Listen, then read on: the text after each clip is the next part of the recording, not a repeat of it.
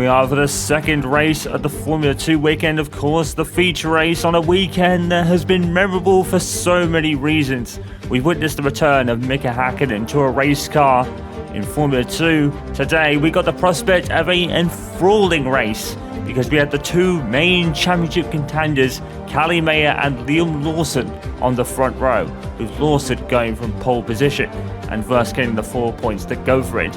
We may have a strange order at the end of this race though, because of course there is the infamous tyre bug of F1 23, which means Richard Verschoor and Dennis Hauger, who with the early retirements, will have better tyre life than most of those around them.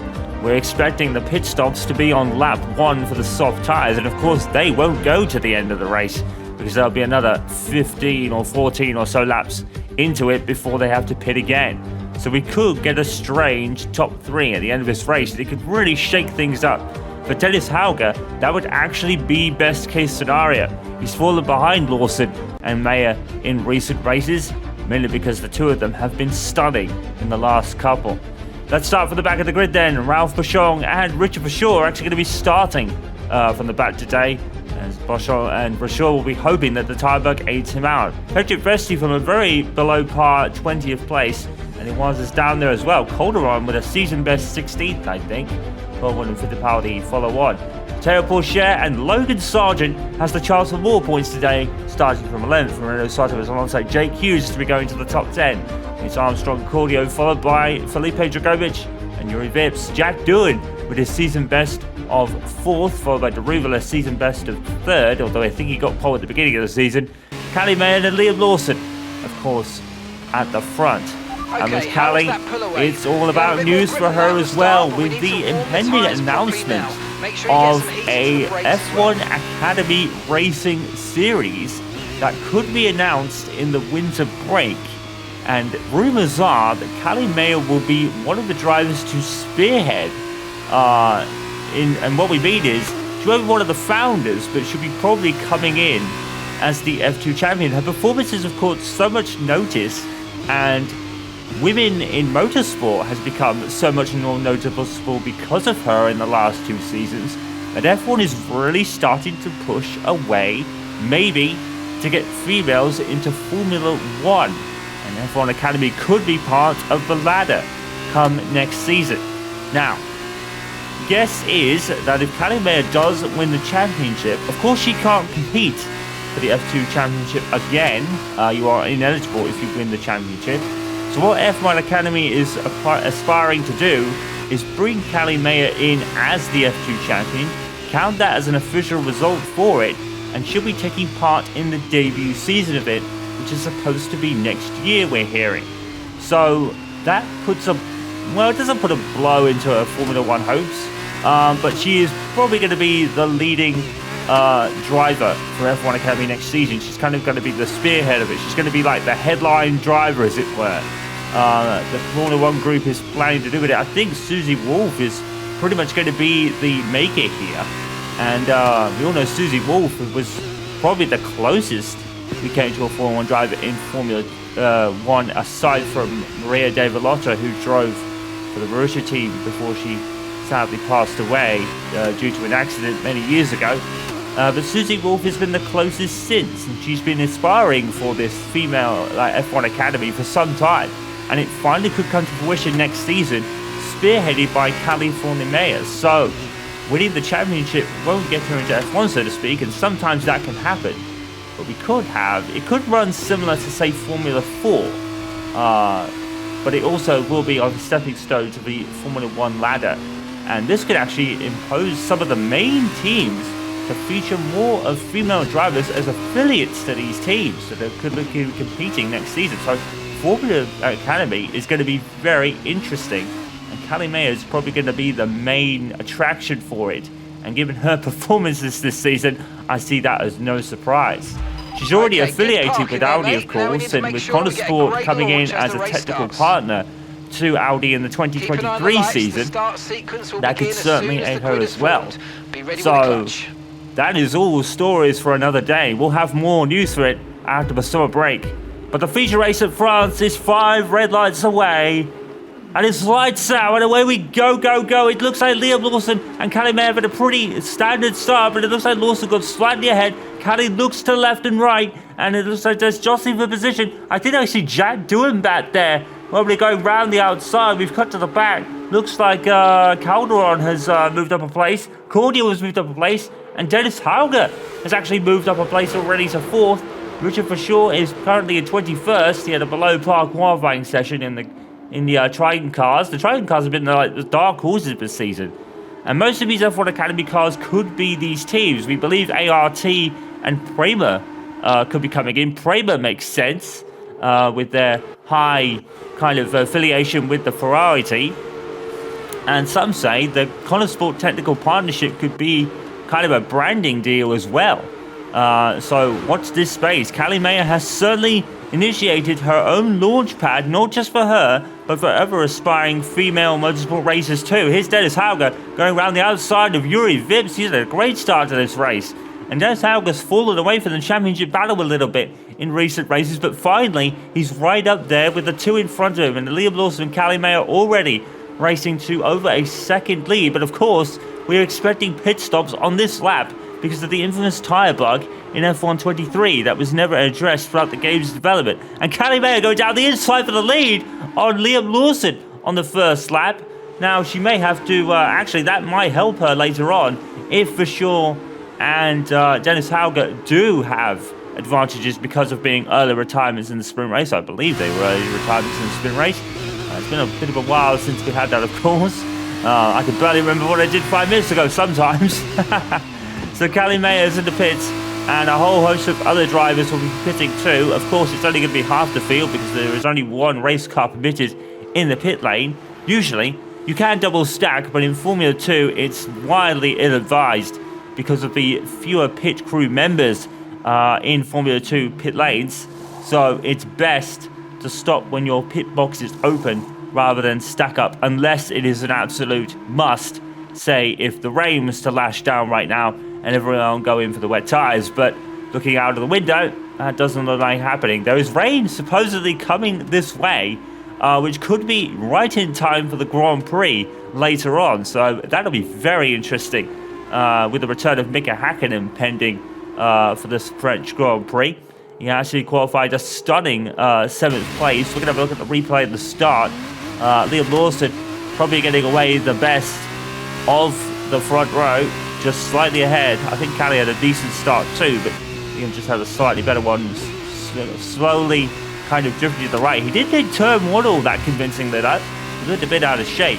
Logan Sargent, we're hearing, made a great start. He already passed Sato as the lights went out. And he's down the outside of, I believe that is Maury Cordial down there. So he's already made up 2 places, and that would put him 10th as of now.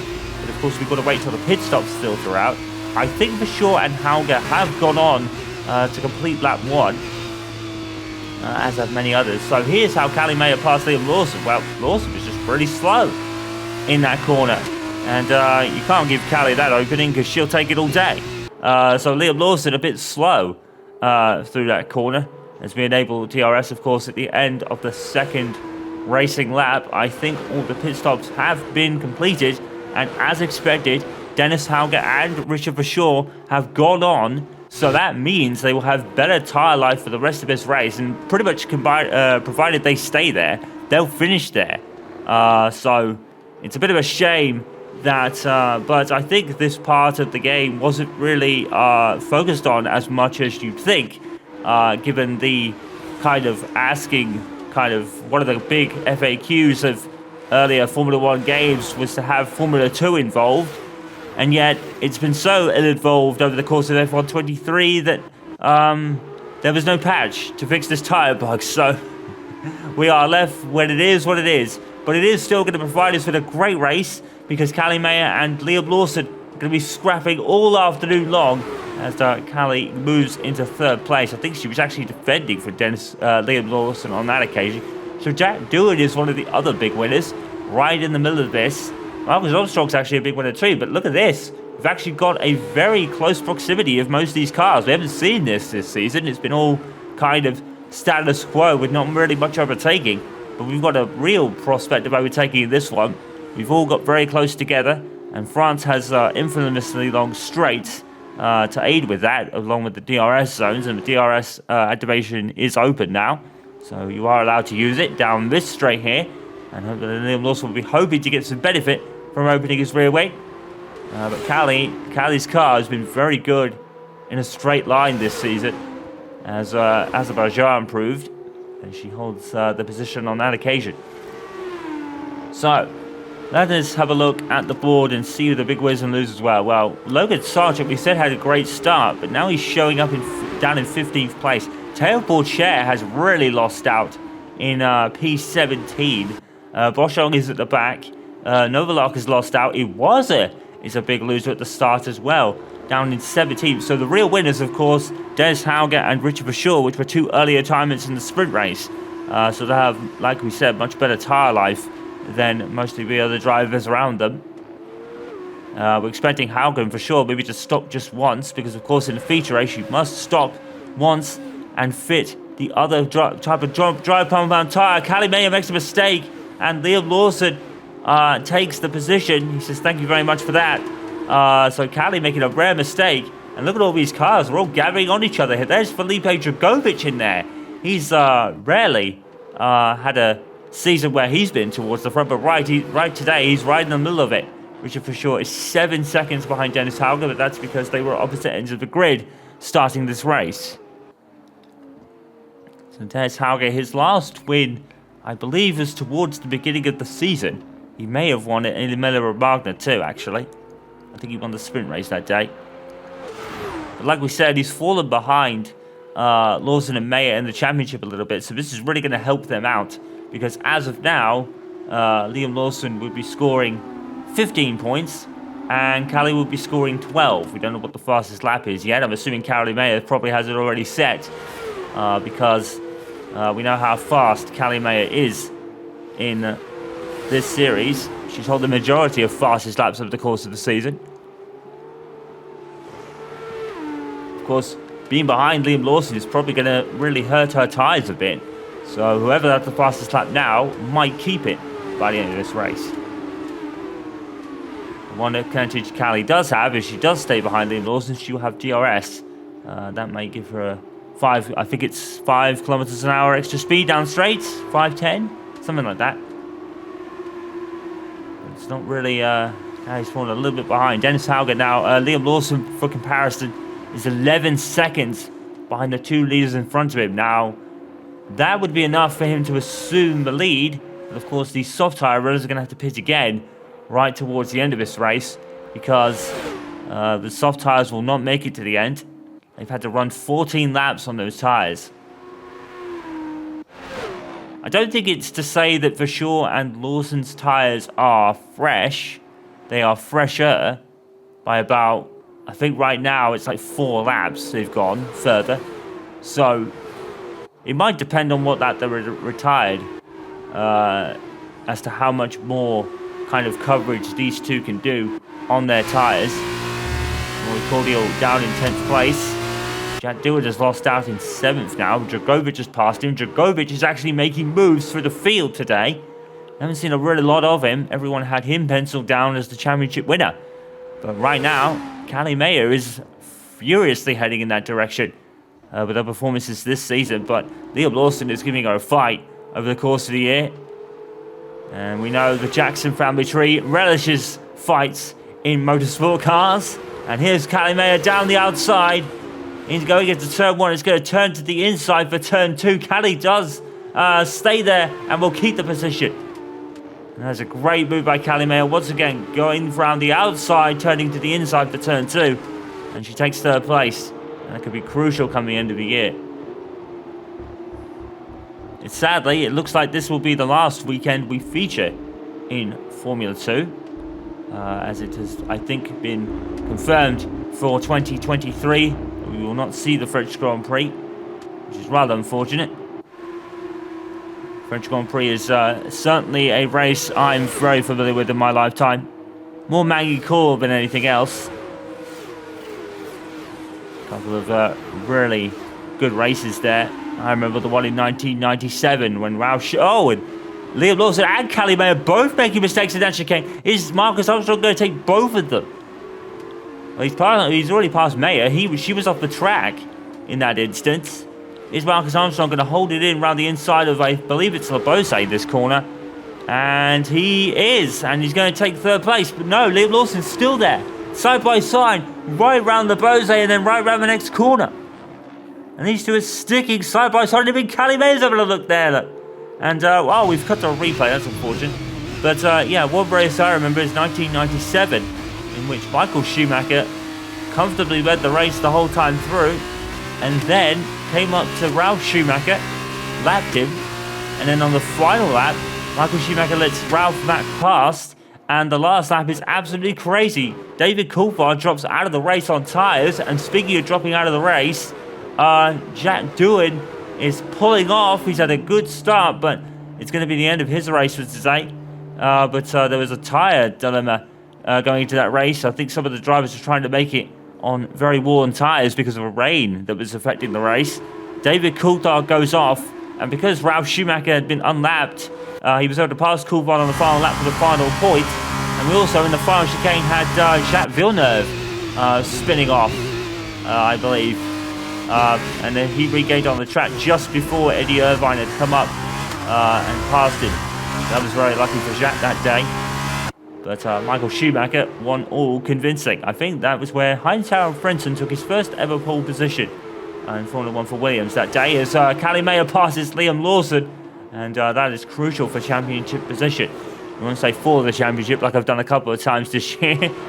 Championship position would probably be the way to kind of pronounce that. Marcus Armstrong, man, coming from nowhere at the moment, but I think Dennis Hauger and Richard Verschoor really much have this in the bag because of the tyre bug in this game, and they're already pitting now, so they've gone 5 laps more, 6 laps more rather, maybe even 6, or maybe even 7 actually, because I think it will be lap 7 going on to lap 8, so they have run a lot longer than all the other drivers who pit on lap 1.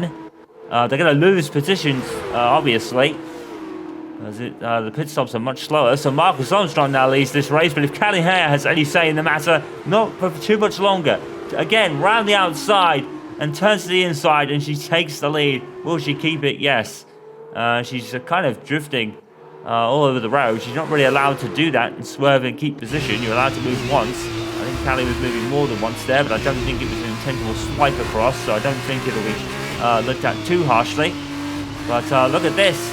We have the first 3 separated by a tablecloth right now. And I think there's others behind them. Yes, there is Dragovic. Dragovic is actually having a look at the first 3 in front of him. We've not really seen Dragovic towards the front a lot this year. And he's probably fallen out of the championship picture for the most part because of it. But today, he's having a look at championship contenders in front of him. But I think it's just the prowess of Callie Mayer and the ceiling talent of Liam Lawson. The reason why Dragovic hasn't had such of a shot this year. And now Armstrong is fighting Mayer for the lead. This is something we haven't really seen very often, but we will certainly take it. Look at this gang of cars behind them. We've got racing everywhere. The 2 Van Amersfoort teammates, Cordial and Jake Hughes, fighting over 6th position. They've also got Caldwell and Williams and Sato in close company as well. And Jaruval is there, and then I think there's a bit of a gap to Sargent. And then we've got the ART cars, Vesti and Porsche. ART are actually, like we said, one of the teams that are going to be a big part of the F1 Academy setup. Them and Prema, I think, have already been confirmed. We'll have a much more clearer picture after the summer break, rather, after the Hungarian Grand Prix weekend. And Liam Lawson will be licking his lips at that prospect because the Jackson family tree historically has not been very good at the Hungaroring. It's always been a bogey track for them, both of them actually. So it'll be interesting to see if Callie can break that kind of curse in this coming Hungarian Grand Prix weekend. There is cars everywhere. We have not seen this for quite some time. There is racing all over the place. We've got, for P1, we've got P2 with Lawson, Armstrong and Dragovic in close company. Callie Mayer is not racing away from this 2 or 3 cars behind us. We could have a battle for the lead as these two are keeping up with the front car. And Dragovic and Vips is there as well. The other sport racing cars aren't too far behind either. So we've got a whole battle of about maybe 5 seconds between the top 10, probably. And this could really make a prospect for the race. Well, Yuri Vips is making some strides, and he's passed Marcus Armstrong. And now Dragovic is passing Marcus Armstrong. What is going on? We've not seen this racing all season. This is certainly a far cry from what we've witnessed this year. We've had our crazy weekend at Monaco, in which Cali Mega was passing cars for fun. And there was all sorts of tyre dilemmas and red flags in a feature race. But this time we're actually getting pure racing. And of course, these F2 cars are it's always spec series, so everyone has exactly the same car, give or take. And I think we're expecting the second pit stops maybe around now, maybe around lap 10 or 11. And in they come. So the soft tyre runners now have to pit for probably another set of softs. And that'll give Armstrong and Hauger the lead back after this all phases out. So Prema have the easiest entry into the pits. They can just drive straight in, being the top team from last season. The championship winning car with Oscar Piastri, who we assume will become a McLaren driver for 2023. That matter is being bought by the contract recognition board in the summer break, and we will have our answer at the Hungarian Grand Prix weekend. We will also know more about the konnersport technical partnership with Audi and what that means for both the company's futures. We know that Audi already have started their road to Formula 1 in 2026. It was initially with the Sauber team. Some say that might still happen, and Audi might leave their maybe what's being rumoured as Project Prototype. Those assets could be left to konnersport in an option for konnersport to come into F1, sort of like what Red Bull do with AlphaTauri. They're going to be independent, but Audi is going to have a stake in them. But their biggest route to F1 is through the Sauber team. They're going to honour that agreement, we hear, and they're going to leave some of their Project Prototype assets to konnersport. So we could see konnersport on the grid for maybe 2024, perhaps, as an independent outfit, while Audi continues their kind of partnership with Sauber before taking over the team in 2026. So they're going to honour that agreement, as far as we know, which is the right thing to do. I think that's a very honourable thing for Audi to do, considering, Sauber, the idea with Sauber was kind of there first, as it were. So they're going to honour that agreement, despite coming through a few years early. And they'll have their remaining assets left to konnersport. Once they go full Audi purchase in maybe 2024, they won't go, their full purchase of Sauber in 2024, we're hearing. So there's going to be a lot of musical chairs and a domino effect in Formula 1 over the next couple of years. And where will that leave the likes of Aiden Jackson, Nico Hülkenberg, maybe even Mick Schumacher? We've heard Mick Schumacher could be a consideration. And also California Maya. Where could she end up? We know that she may be most likely in F1 Academy by next year, if that happens. So there's going to be a lot of musical chairs over the next couple of years. Piastri to McLaren. Jackson will stay at Audi konnersport. We believe Hülkenberg may be retained for 2023. If there's no deal that can be struck with Mick Schumacher, they might wait for Haas on that one. Mick Schumacher's had a very troublesome 2022 season in scoring no points so far. That is increasing pressure on him to keep that seat at Haas, despite doing very well. It'll be 2 scoreless seasons, really, and 2 years where his teammate is at the better of him, really, because Aiden Jackson in 2021, of course, was the team's premier scorer in the end, and even the race winner at Monza last year. So Schumacher's had a very tough couple of years in that regard. Kevin Magnussen was let go by Haas and then redrafted back in and replacing Nikita Mazepin for various reasons that have been well documented, and he's come straight in like a duck to water. And he is at the better of Schumacher as well, earning a podium, or at least a points finish, in Silverstone in that crazy race. I think he did finish on the podium, didn't he? Well, look at this racing. We've got Sato with Cordial, and Williams. It's actually Williams in the Trident that he's racing. And all these cars separated by a tablecloth, more or less. And, now that's interesting. The caption actually says California Jackson. Now, that is her actual name. But she's racing under the maiden name Maya to what was known to be avoiding publicity, really. She says she's always been comfortable with the name. So, what would that mean? I mean, will she race under Jackson in F1 Academy? That would certainly... yeah, that's interesting. I don't know whether that's a typo error or something for the future, perhaps. Maybe she is going to take back to the Jackson name after all.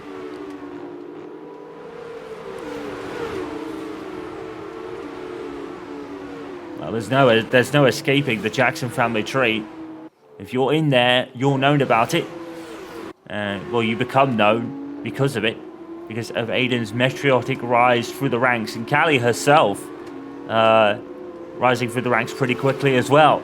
Formula 3 champion, of course. Looking to go back-to-back in Formula Championships.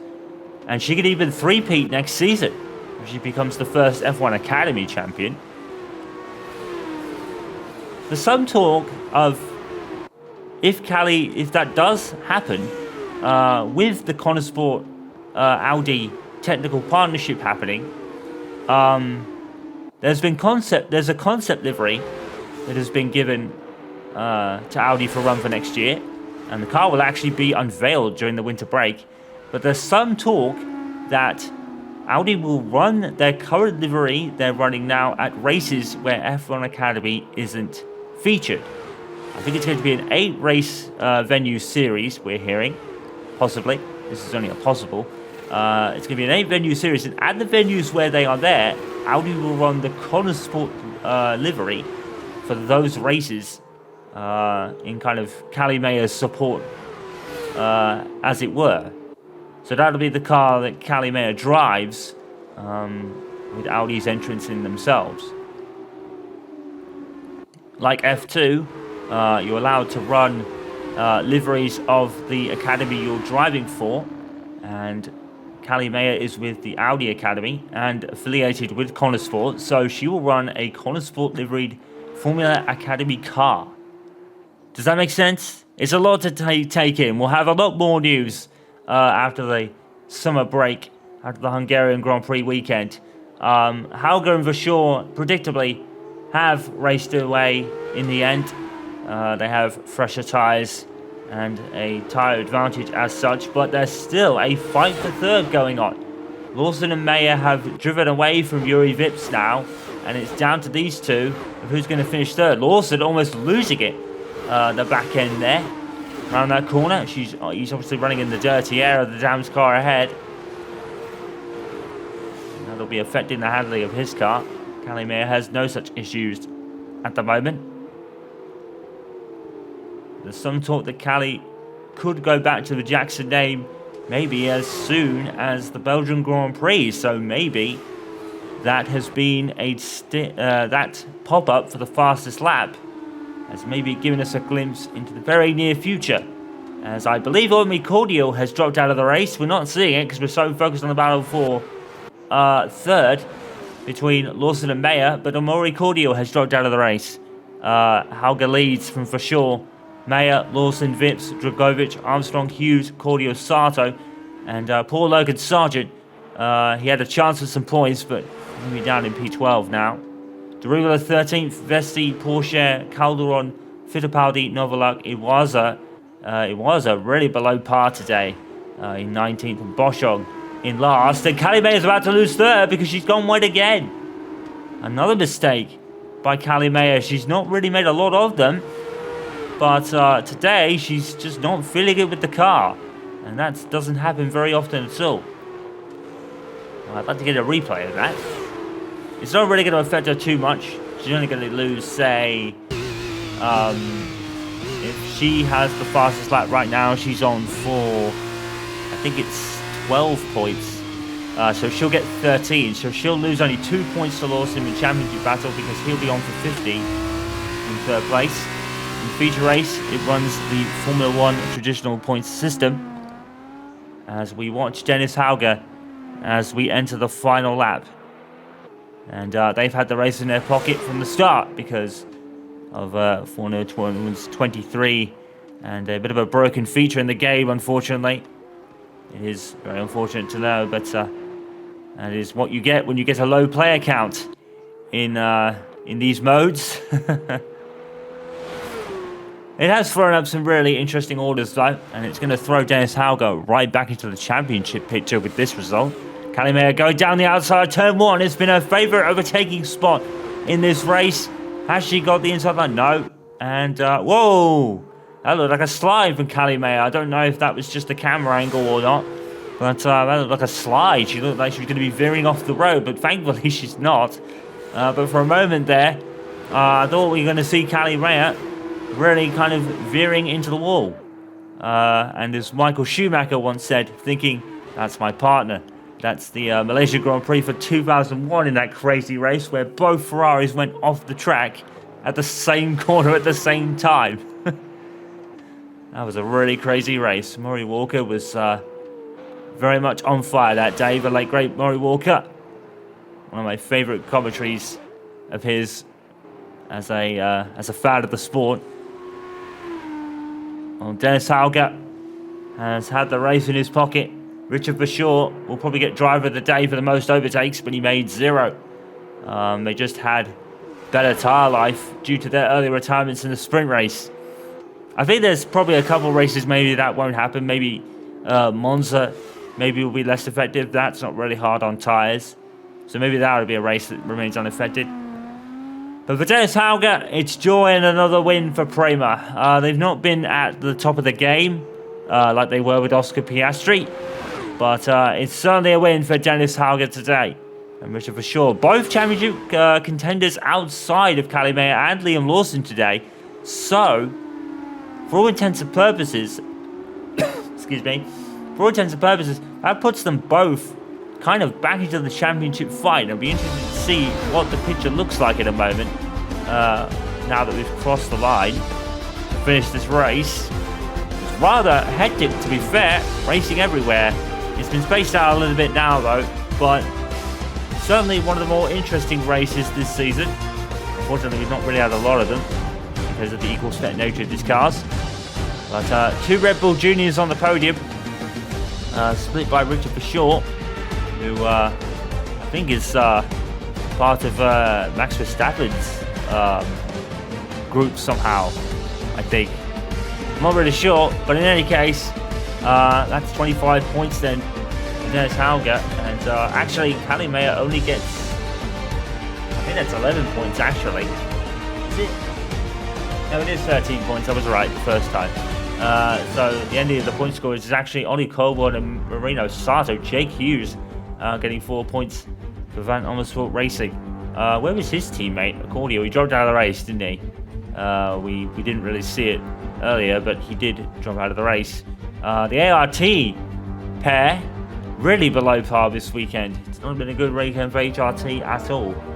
Frederick Vesti there was towards the back of the grid anyway.